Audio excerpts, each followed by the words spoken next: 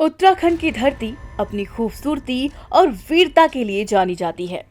इसका इतिहास अनगिनत कहानियों से भरा है, जिनमें कुछ हमें हैरान करती हैं, कुछ प्रेरणा देती हैं और कुछ गर्व से हमारी छाती चौड़ी कर देती हैं।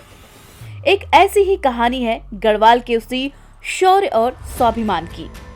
बात है 1657 की, जब शाहजहां बीमार पड़े और उनके बेटों में सत्ता की लड़ाई छिड़ गई। औरंगजेब ने अपने भाइयों को हराकर गद्दी तो हथिया ली, लेकिन उसे अपने सबसे बड़े दुश्मन दारा शिकोह के बेटे सुलेमान शिकोह का डर अब भी सता रहा था।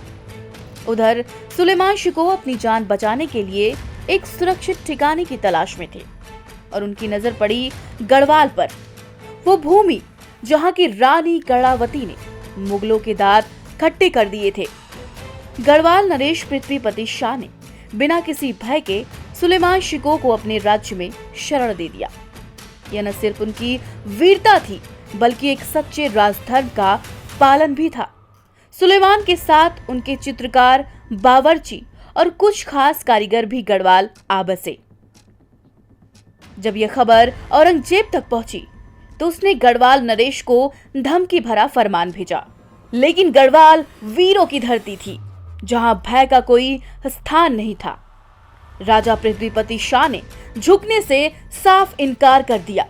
औरंगजेब जानता था कि गढ़वाल को जीतना आसान नहीं होगा, इसलिए उसने छल से हमला किया। उसने गढ़वाल के मंत्री माधव सिंह भंडारी को लालच देकर अपने पक्ष में करने की कोशिश की, लेकिन जब राजा को इस विश्वासघात का पता चला, तो उन्होंने अपने कर्तव्य का पालन करते हुए माधव सिंह को मौत की सजा सुना दी। औरंगजेब ने इसके बाद राजा के पुत्र महेंद्र प्रताप को अपने जाल में फंसा लिया और उसे अपने ही पिता के खिलाफ भड़का दिया। यह गढ़वाल के लिए कठिन समय था, लेकिन राजा ने अपने स्वाभिमान से कोई समझौता नहीं किया।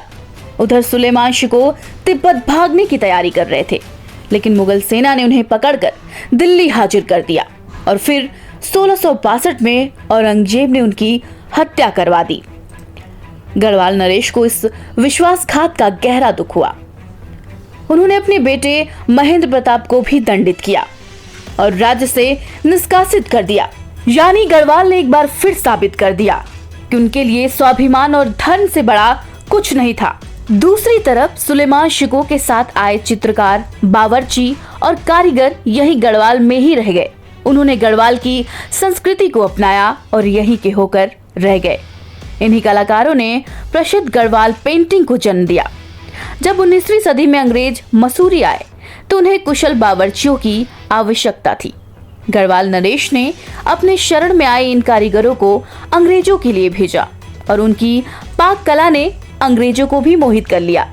धीरे धीरे वे उत्तराखंड के समाज का अभिन्न अंग बन गए। यह कहानी केवल गढ़वाल की वीरता की नहीं, बल्कि उसकी विशाल हृदयता की भी है। गढ़वाल न सिर्फ अपने शत्रुओं से टकराया, बल्कि उसने शरण में आए लोगों को भी सम्मान और नया जीवन दिया। यही वह गढ़वाल है जहां शौर्य और करुणा साथ साथ चलते हैं। अगर आपको यह वीडियो पसंद आया हो तो इसे लाइक करें, अपने दोस्तों के साथ शेयर करें और हमारे चैनल को सब्सक्राइब करना न भूलें। अगर आप इस तरह की और कहानियां सुनना चाहते हैं तो हमें कमेंट करके जरूर बताएं।